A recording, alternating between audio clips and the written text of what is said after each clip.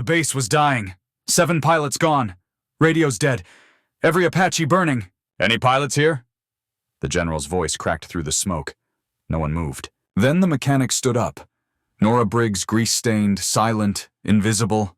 The woman no one ever noticed. She dropped her wrench and walked toward the last helicopter. They thought she fixed broken machines. They didn't know she once was one. 30 seconds later, the sky roared back to life.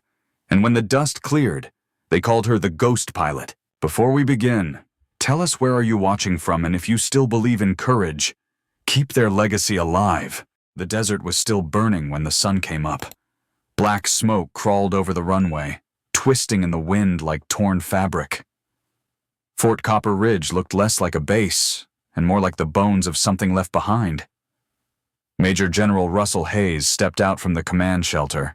His uniform was streaked with soot, his eyes red from smoke and disbelief. He scanned the wreckage, voice cracking through the radio silence. "Any Apache pilots here?" No one answered. The hangars stood half-collapsed, filled with the groans of wounded men. A field medic dragged a stretcher through puddles of oil. Somewhere, a radio hissed and died. 7 pilots gone. 2 more unconscious in the infirmary. Every Apache on base was grounded, broken, or burning.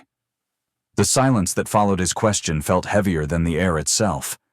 Down the flight line, a woman crouched under the skeleton of a helicopter. Her hands were slick with fuel and blood, wrists wrapped in blackened gauze. Nora Briggs, maintenance chief. Invisible. Always working before dawn. She tightened a valve, testing pressure with a quiet precision that didn't belong to panic. To most, she was just the wrench. No rank worth remembering. No stories worth repeating. The kind of person who disappeared behind machines so others could shine. General Hayes turned toward her, frowning through the haze. He couldn't place her face. He'd seen her name on rosters, but never in conversation. Lieutenant Dean Monroe limped past with a cracked helmet under his arm. He caught her staring at the last surviving Apache, a scarred bird with shattered glass and a twisted tail. "Don't tell me you're thinking about that one," he said. She didn't reply, just wiped her hands on a rag and kept looking. The wind pushed the smoke sideways, revealing the aircraft more clearly. Its serial number was half burned away. The paint peeled in long, curling strips. But the core, the twin engines, still sat intact beneath the armor. Nora moved closer. The rag fell from her belt as she touched the metal skin, feeling for vibration, for life. Her breath came slow, measured. She'd rebuilt those engines 3 weeks ago. She knew exactly what they could still do. Behind her, Monroe laughed bitterly. "You're a mechanic, Briggs, not a miracle worker." His voice carried across the hangar, brittle with exhaustion. "Leave it. You'll kill yourself trying to wake that thing up." She didn't look back. Instead, she pulled herself up onto the side ladder, one hand gripping the frame. Hayes started forward, hesitating halfway. Something in her movement, steady, confident, made him stop. He watched as she leaned into the cockpit, scanning panels, brushing away soot with her sleeve. The way her fingers hovered over each switch wasn't curiosity. It was memory. "Briggs," he called, "what do you think you're doing?" She didn't answer. The low whine of turbines answered for her. Rotors began to turn, slowly at first. Loose papers scattered across the tarmac. The noise built into a rising growl that rattled windows still standing. Monroe stumbled backward, shouting over the roar. "She's gonna blow the compressor." But she didn't. Every motion inside that cockpit was deliberate, disciplined. Hayes stared harder, his pulse hammering. He'd seen hands like that before, hands that had flown under fire. Not just fixed what others broke. A symbol caught the light on her shoulder patch, faint, half-burned Night Viper project. For a moment, the noise around him disappeared. He remembered a classified file, a crash report, a name buried under black ink. Nora Briggs. The turbine screamed to full power. Sand lifted in a storm around the hangar. The surviving soldiers froze, their disbelief swallowed by the roar. The Apache rose a few feet, hovering in the smoke. Every eye followed it upward, too afraid to speak. For the first time since the siege began, something alive moved in the sky. Hayes whispered, almost to himself, "God help us. She's flying." Nora didn't look down. Her face was calm, streaked with dirt, lit by the flicker of firelight. She gripped the controls like they were part of her, and as the helicopter climbed higher, the desert wind caught her voice barely audible, almost lost to the blades. "Let's see if you still remember how to fight." The Apache tilted toward the horizon. The base below fell silent once more, but it was a different kind of silence, not fear this time, something closer to hope. 2 weeks earlier, the desert was quiet. Fort Copper Ridge woke slowly each morning, metal cooling in the dawn breeze. Engines coughed, radios buzzed, and the smell of hydraulic oil filled the air. Nora Briggs was already working before the sun hit the hangar doors. She moved through the rows of aircraft like she belonged to them. Every tool had its place, every motion its rhythm. Pilots passed her on their way to the ready room, boots polished, helmets tucked under their arms. Most didn't even glance her way. To them, she was background noise, just another wrench turner keeping their birds alive. Lieutenant Dean Monroe was the loudest of them all. He leaned against the wing of an Apache, smirking as she checked the fuel intake. "You ever gonna fly one, Briggs, or just babysit it?" She didn't look up. "If you want it to fly, maybe stop leaning on the wing." A few mechanics chuckled under their breath. Monroe rolled his eyes and walked off. Sergeant Harper Lynn arrived a few minutes later, sleeves rolled up, medkit slung over her shoulder. She was one of the few who treated Nora like a person, not a shadow. "He giving you trouble again, only when he's awake," Nora replied. Harper noticed the scar along Nora's wrist when she reached for a wrench. It was long, pale, and jagged, too deep for a work injury. "That from a crash?" she asked quietly. Nora hesitated, then smiled faintly. "Something like that." As they worked, the loudspeaker crackled with training updates and convoy schedules. It was the same routine every day, safe, predictable, almost peaceful. No one expected the silence to break. That evening, Nora sat alone at the edge of the tarmac, watching the sunset bleed across the desert. The engines had stopped, and the world felt still for once. Harper joined her, holding 2 mugs of coffee. "You ever miss it?" Harper asked. Flying Nora's voice was soft. "Every day." She looked toward the line of Apaches gleaming in the fading light. "But some skies don't want you back." The next day, a new shipment rolled in crates marked with red warning labels. Nora glanced at the stencils and froze. Among the standard supplies was one she hadn't seen in years. A faded insignia painted on the side read, "Night Viper Project." She brushed dust off the crate, tracing the letters with her thumb. Her chest tightened. Someone had reopened the very program that once erased her career. That night, thunder rumbled in the distance, not from weather, but from artillery. Alarms blared across the compound. The sky erupted in streaks of fire. Mortars slammed into the southern wall, shaking the hangars. Pilots sprinted for cover, shouting over the alarms. Monroe tripped near the fuel trucks, dirt and flames rising behind him. Nora ran past him without hesitation, grabbing a fire blanket and tossing it over a leaking drum. The ground buckled from another hit. Metal screamed as part of the roof gave way. She shielded her head, then spotted 2 mechanics trapped under a fallen beam. Her boots slipped on spilled oil as she pushed a jack under the wreckage. The heat was suffocating, smoke biting at her eyes. She hauled both men free, shoving them toward the door. Behind her, sparks caught on a line of fuel hoses. She grabbed a crowbar, slammed it down on the valve, twisting until the pressure stopped. A shell exploded nearby, throwing her to the ground. She rolled onto her back, ears ringing, and saw the hangar engulfed in flames.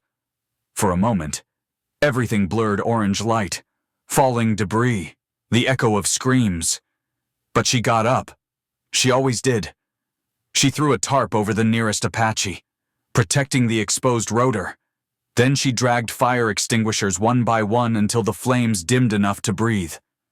Hours passed before the shelling stopped. The desert went silent again, except for the crackle of burning metal. Nora stood among the wreckage, coughing black smoke, her uniform torn and scorched. Harper found her near dawn, bandaging her arm. "You're bleeding through your sleeve." "Better the sleeve than the fuel line," Nora muttered. They looked around the shattered base together. Half the helicopters destroyed. Pilots gone. Communications tower offline. Harper shook her head. "How did we make it through?" Nora wiped ash from her cheek. "We didn't. Not yet." She glanced toward the last Apache still standing, its frame blackened but whole. Her expression changed calm, unreadable, almost defiant. "If it can breathe," she said quietly, "it can fly." Harper frowned. "You're not serious." But Nora was already walking away, her silhouette fading through the smoke. The morning after the siege, Fort Copper Ridge looked half dead. The desert air shimmered with heat and the smell of smoke. What had been a military base now felt like a graveyard of metal and silence. General Hayes walked the runway, his boots crunching glass and gravel. He could still hear the echoes of gunfire in his mind. Every helicopter lay crippled, every pilot either gone or in a hospital tent. He stopped near the command post, voice hoarse but sharp. "Any Apache pilots here? Anyone? Nothing." Only the moan of twisted steel in the wind. Even the radios had gone quiet, as if the desert itself refused to answer. Then, from the far side of the hangar, a figure stepped through the haze. Nora Briggs' face streaked with soot, sleeves rolled to her elbows, eyes fixed on the last surviving Apache. The rotor blades drooped like wings waiting for a command. Hayes frowned, unsure what he was seeing. Lieutenant Monroe turned and snorted. "She's not serious. That bird's cooked." Nora didn't speak. She moved past them, limping slightly, determination burning under her calm. Harper watched from the infirmary door, whispering a prayer under her breath. The sun caught the side of the helicopter, reflecting off the fractured glass. Nora climbed the ladder, checking the cockpit with practiced precision. Every switch she touched came alive under her fingers. Power surged through the system like a heartbeat. Briggs Monroe yelled, "You don't have clearance to fly!" She didn't even look at him. "Then it's a good day to break protocol." The turbines began to whine, deep and steady.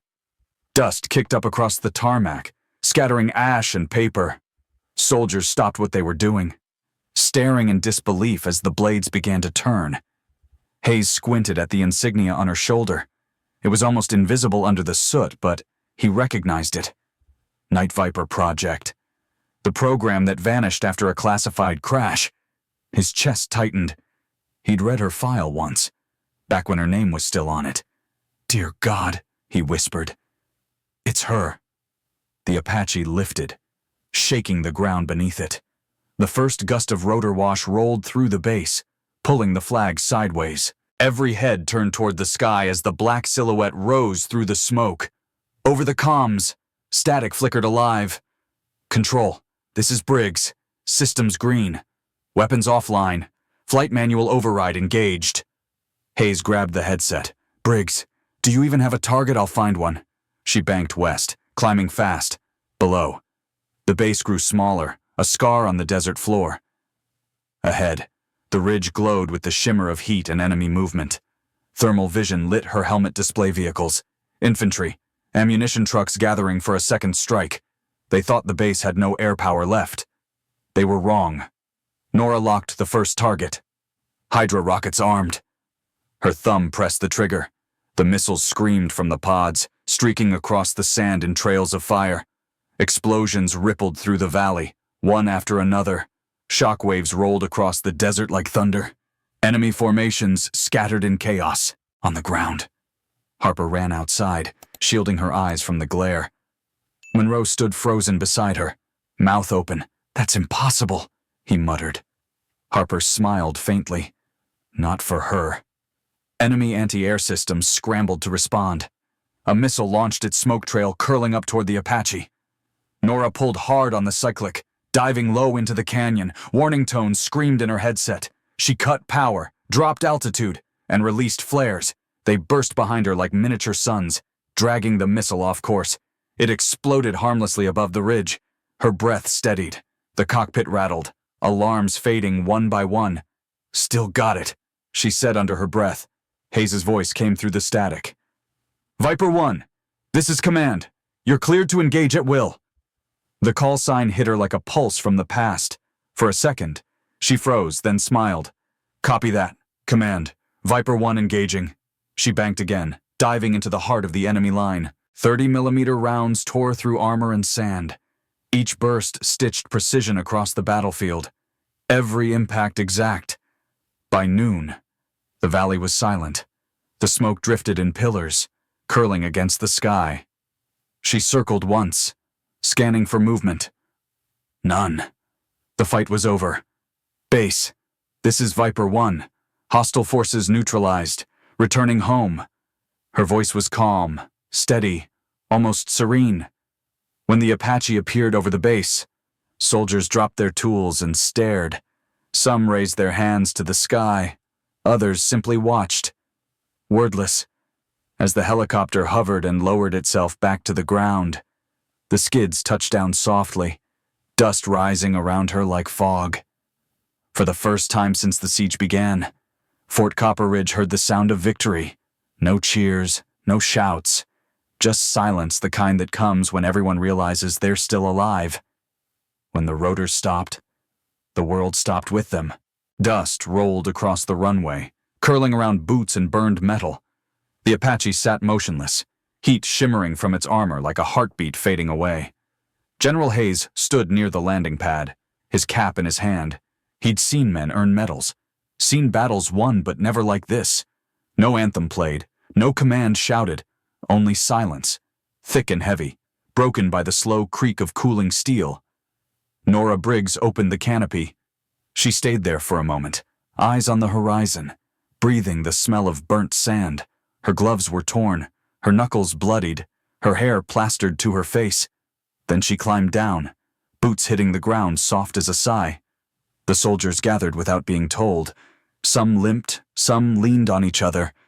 None spoke. They simply stood, forming a half circle around the helicopter that had brought them back from the edge. Hayes stepped forward, his expression unreadable. When he reached her, he didn't salute. He just nodded once, slow, deliberate, the kind of gesture that means everything in a place like this. Monroe approached from the side, face pale, uniform torn. He hesitated, then held out his hand. "Ma'am, I was wrong." Nora took it briefly, her grip firm but forgiving. "You weren't wrong. Lieutenant, you just didn't know." Harper came next, wiping ash from her cheek. She held a canteen, offering it wordlessly. "You scared the hell out of us," she said. Nora smiled faintly. "Guess I still remember how." The general's radio crackled command, demanding a report. He lifted it halfway, then stopped. "Tell them the base stands," he said quietly to his aide. "That's all they need to know." He turned back to Nora. "Your file's still sealed. But after today, it won't stay that way for long." "Don't open it," she replied. "Let it stay buried.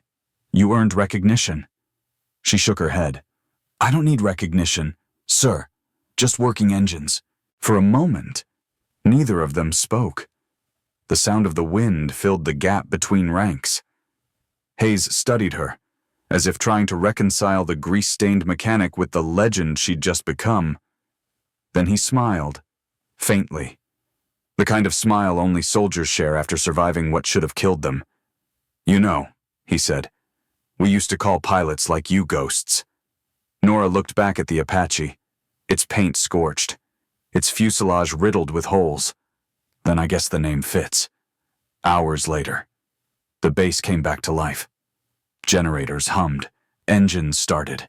People moved again, but slower, quieter, like they understood something sacred had just passed through them. In the hangar, Nora was already at work. She'd stripped off her torn gloves and replaced a cracked hydraulic seal on the same helicopter she'd flown. Harper leaned on a toolbox, watching her. "They're calling you the ghost pilot," she said. "They're wrong," Nora replied, tightening a bolt. Ghosts don't leave footprints. Outside, Monroe organized repair crews. Whenever his radio buzzed, he'd glance toward the hangar before answering. The respect was unspoken, but real. He no longer joked when she passed. General Hayes sat in his office, writing the after-action report by hand. He filled out every line except one, the pilot's name. Instead, he added a note beneath the summary mission success attributed to an unidentified operator. Recommend review of personnel for unlisted qualifications. He closed the folder, looked out the window, and watched the hangar lights flicker against the dark. A small smile crossed his face. Keep flying. Briggs, he murmured, wherever they let you. Outside. The night stretched calm and endless. The sky above Fort Copper Ridge was finally clear, stars sharp against the black. Nora stepped out from the hangar, wiping her hands on the same rag she'd dropped 2 days before. She looked up, eyes tracing the same stars she used to fly beneath. Harper's voice echoed from behind her. You think they'll ever know what you did? Nora didn't turn. Doesn't matter. They're breathing, that's enough. The wind shifted, lifting her hair, carrying the faint scent of oil and ash. She hung the rag on a hook and started walking toward the barracks. Each step steady, unhurried, fading into the hum of the night. The camera lingered on the Apache one last time. Its blades barely moved in the breeze, casting long shadows across the runway. A machine reborn from ruin like the woman who flew it. Voiceover. Some heroes speak through orders, others through silence. And when the world went quiet, she made the sky remember her name. If you enjoyed the story, consider sending a super chat to help bring more stories like this. Now, click on the video on the screen to hear another story that's just as powerful and captivating, with courage, sacrifice, and a choice that will leave you questioning everything you thought you knew about duty and justice.